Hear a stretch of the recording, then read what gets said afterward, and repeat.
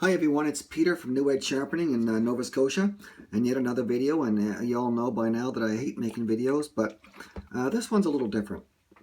And it's prompted by some emails I've got recently asking me questions about certain aspects of previous videos, and which leads me to believe that some of those maybe I missed something. And I come to think of it now, I think some people who make videos, and myself especially, we just take for granted that everyone's going to do the steps and follow along, and knives are going to go from dull to sharp without any problems.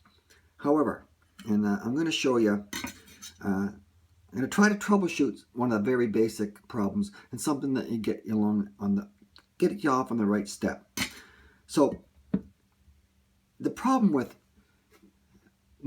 problem maybe with the videos that I've made and were, what happens if you follow along the steps, you're doing your absolute best, you've got yourself a decent water stone, a whetstone, you've got yourself a decent knife to start, not a dollar knife.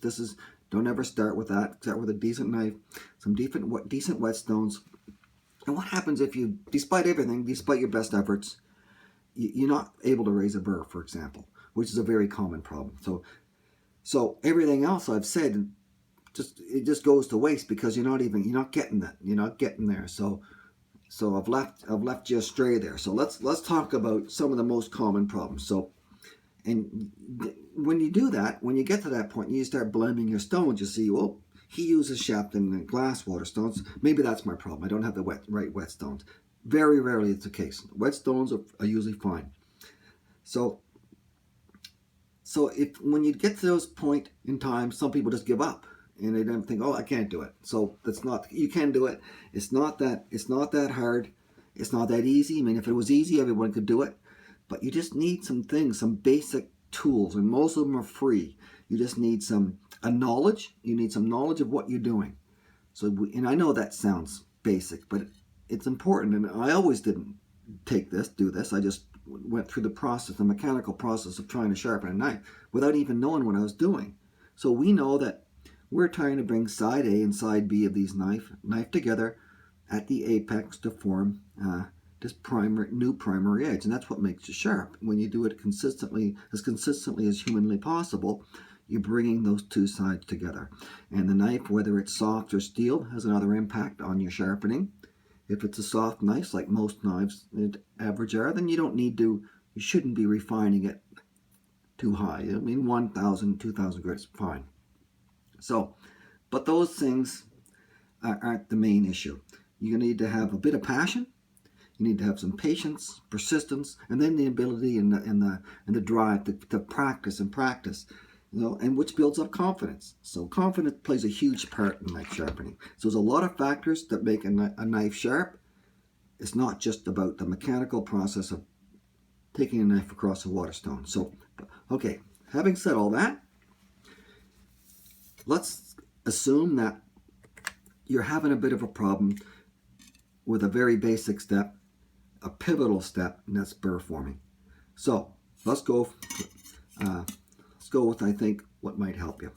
You know about the Sharpie trick. So get your knife, your Sharpie, and paint the edge and bevel from tip to heel. Okay? Like that. So your goal is to remove that Sharpie mark using the abrasive powers of this water stone. Now I'm starting with a coarse stone. It's 500 grit. If you can start with a 1,000 grit, that's fine. So a common problem is that they say you're not able to raise a burr. Am I using the right stones or am I using the wrong stones?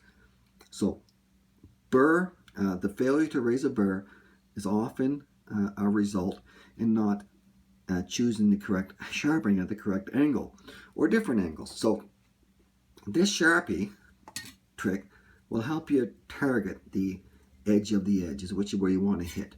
You want to move that steel from this side of the knife and form it so it flips over on the other side of the knife from heel to tip, and that's what we call a burr. So we know that the angle, we know it's not that angle, and we know it's not flat like that. So we know that this softer steel knife is up about the 19 to 20 degrees, which is a good angle for this particular knife. So how am I going to know, how does a Sharpie trick actually going to help me? Well, by using very gentle pressure, I'm going to drag this knife edge over that stone, hoping that that Sharpie that I put on there is gone. If it's gone, it's a signal to me that I've chosen the right angle to sharpen at, or I'm hitting the edge of the edge. So I look at my knife and I can see that the edge of the edge, all the Sharpie is gone, but there's still a little bit up here in the bevel. So I'm on target, I'm pretty close. I can try it again. And if you're completely off target, you just have to shift the angle a little bit by raising or lowering this spine of the knife off of the stone. So usually you have to raise it a tiny bit. So I'm just going to raise it a tiny bit. Repeat that process at very gentle pressure and see if that does the trick. Very gently. I'm not sharpening, I'm targeting the angle. I'm trying to find an angle here to sharpen this knife at. So I can see now that all along the edge is completely gone. Now I've sharpened this knife before at more acute angles for demonstrating purposes of thinning and things like that. So that's fine. So now you can see that the mark is all gone from the edge. So if you've done that, you know that, okay, you got the right angle. That's going to lead to burr formation if you continue that process at that angle. Do not be afraid to repaint the edge and bevel with the Sharpie. You can do this over and over again. It will help you build muscle memory. So do it again. Lubricate your stone. Choose that angle you think's right, that where you're at before, and try to hold it, focus on maintaining that angle, being consistent. So gentle pressure again, just to make sure that you're back on track. Check it out. It's gone. The mark is gone, so I'm on track. Now, increase your pressure. Remember, I'm holding, my pressure is coming from these fingers as I'm using these edge trailing strokes as I'm pushing the knife away from me. I'm going like this. Pressure, no pressure. Pressure, no pressure. Pressure, no pressure. Concentrating on holding that angle, concentrating on forming a burr. So I'm going to check my work, and I'm assume that my knife isn't bent, or there's no other excuses that I could use to stop me from getting a sharp knife. So I feel for a burr. It's very evident for me. If it isn't, you just continue this process until the burr is formed. Now, what happens after 5 minutes of heavy, you're going like this, and no burr happens, okay? Again, repaint the knife with the Sharpie to make sure you're on track, but flip the knife. After 5 minutes, no burr, flip the knife, repaint the edge on the other side, and repeat the process on the other side. This is where patience comes in. You need patience here, because this burr formation can take a while, especially if you're using an 800 grit stone, for example. I'm using a 500 grit stone, and this is sharpened glass, so it's going to eat through the metal pretty quickly. And I've done it before, so don't worry if it's taking you longer than this. There's no race. You got one goal here, and that's to raise a burr on both sides of the knife. So now I could have painted this edge 100 times. It's okay. All that's going to do is help me stay on target. So I do this now until I can feel a burr on this side, which I can. So, and now remember, I did this because I couldn't feel the burr yet on this side. Flip it over. You want to grind evenly on both sides.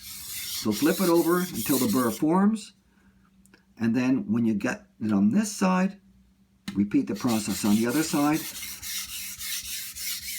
Remembering that the more consistent you are with holding that angle, go as slow as you need to do that. The sharper your knife is going to be, because you've brought side A and side B together as precisely as you can together at the apex. So now, after that's done, after you've formed the burr on both sides, after you've patted yourself on the back for that, because it's a pivotal moment in knife sharpening, now it's all about using different levels of pressure. And I've made pressure videos before on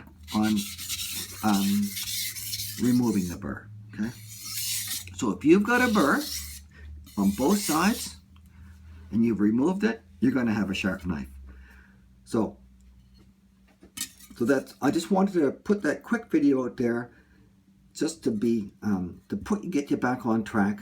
That if you've followed your favorite video sharpener, there's a few out there that are really good.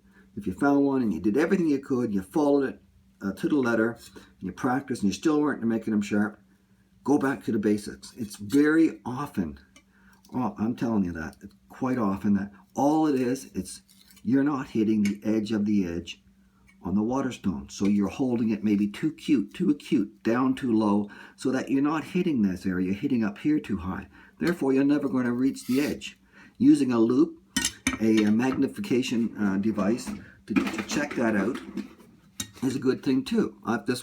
They're very inexpensive. They can get them with lights where you check the edge, using this, and that way you can actually see by the grind marks where you are in relation to the edge of the edge. So don't give up. Just give yourself some credit. Listen, just for doing what you're doing, you should be very proud of yourself for even trying to sharpen a knife. Most people don't. Believe me, most people do not try to do it.